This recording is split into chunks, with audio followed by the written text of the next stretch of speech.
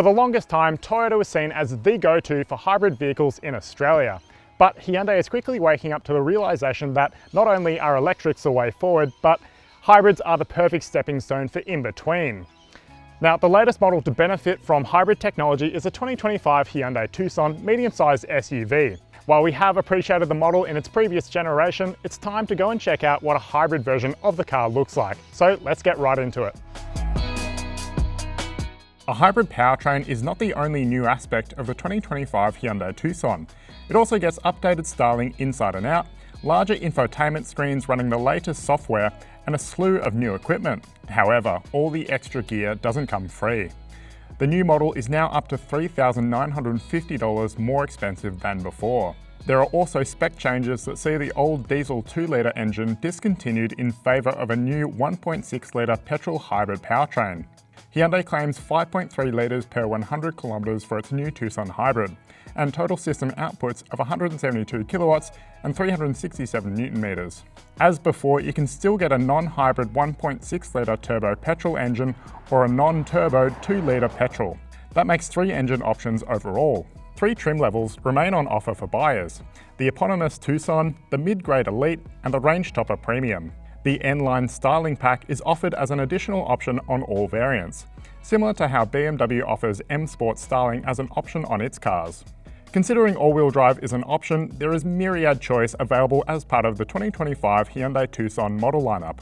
It's nice to see the hybrid powertrain option available at all trim levels too, and with front or all-wheel drive. Rivals such as the Nissan X-Trail or Honda CR-V don't have the same democratized system when it comes to product planning. You can get into a new Hyundai Tucson hybrid for $45,100 before on-road costs, but we're behind the wheel of the up-spec Tucson Premium Hybrid all-wheel drive with the N-Line package that costs $61,100 before on-road costs. That roughly equates to $65,000 drive away. Quite expensive for a medium-sized SUV. This facelift isn't easy to pick. There actually haven't been a whole lot of design changes between generations, but the bits that have changed are the fact that this car gets a new grille, a new front bumper design, and the fact that all variants in the model grade now get LED lights as standard. Now, talking Tucson in general, I've always quite liked the angular design down the side profile here. I've always thought that it looks a little bit fighter jet-esque in its styling, especially for a mid-sized SUV anyway. Now, the only way that you can tell that this is a hybrid model is the fact that it does get a hybrid badge on the boot. That is the only difference. The interior is where things really start to change for the 2025 Hyundai Tucson. This car's predecessor did show its age against newer rivals such as the Nissan X-Trail, but this new update really makes the most difference inside the cabin, and it does feel far more fresh. A key change is the move to a curved screen which incorporates twin 12.3-inch displays. Not only do they look far nicer than before, but the underlying CCNC software is very easy to use and contains all the functionality you expect in 2024. It also comes with over-the-air updates and wireless Apple CarPlay and Android Auto. It's great how you can easily monitor the hybrid powertrain status using the instrument cluster or the main infotainment display, while speed information is viewed on a head-up display in this premium variant. Other changes include new air conditioning controls on the dashboard, a new steering wheel design, and a new gear selector which is placed on the steering column. I'm comfy sat in these front seats which do retain a good amount of adjustability, but overall I really do like the cabin presentation on offer in the new Tucson, especially when it comes to cabin materials and build quality. It's all done to a really nice standard. Now, Hyundai moving the gear selector from the center console to the steering column, that has afforded a little bit of extra space in the center console. So you do have twin cup holders, a deep lidded center console bin, a wireless phone charger here as well, and then you are getting a tray and a second tray underneath as well. So you do have a really good amount of storage overall. Sat behind my own driving position, I do have a really good amount of room in the second row. When it comes to headroom, I've got good space above me, good knee room, and a decent amount of space for my feet as well. Now, while the Hyundai Tucson doesn't have a sliding second row base, it does have a reclining backrest, so you do have that little bit of movement if you do need it. When it comes to amenities, you've got air vents, seat controls for the passenger, map pockets, dual USB-C ports, a folding center armrest with a pair of cup holders, and you do have seat heating on this top variant as well.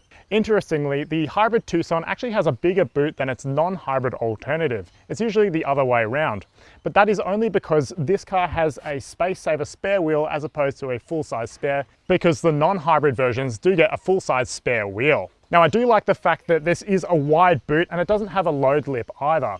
Now, it does fit in 582 litres behind the second row, but it can expand to a full 1903 litres with all seats folded flat.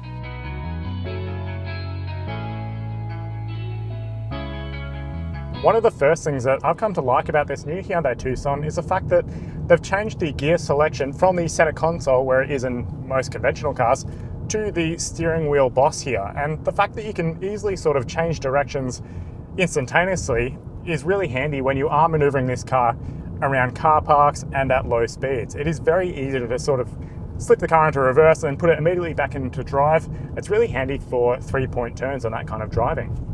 We've been driving on a bunch of rural roads around New South Wales today, and for the most part, this car's cabin comfort and refinement has been really impressive. Now, it hasn't been the best road quality, and there've been all kinds of imperfections in the bitumen, but you don't really get that sort of sensation of noise coming into the cabin, and even wind noise is subdued to a really impressive level.